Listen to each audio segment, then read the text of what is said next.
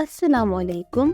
Welcome to JM Publishers and the book which we are doing today, Maths of Prep Class.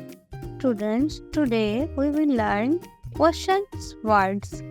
Do you know what question words are? Question words कौन से होते हैं? They are the words we use to ask the question. ऐसे अल्फाज जिन्हें हम सवाल करने के लिए इस्तेमाल करते हैं.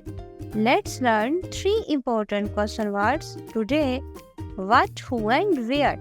Student, what का क्या मतलब होता है? We use what जब हम किसी चीज का नाम या काम पूछते हैं.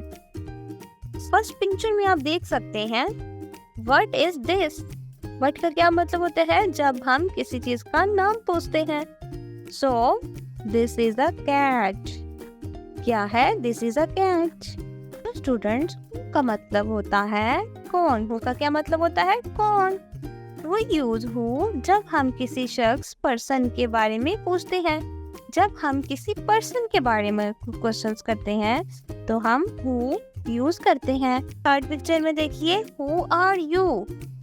आप कौन हैं. I am Qasim. मैं कासिम हूँ. फोर्थ पिक्चर में देखिए Who is she? वो कौन है. तो पिक्चर में लड़की है. She is Alia. वो आलिया है. So students, where का क्या मतलब होता है.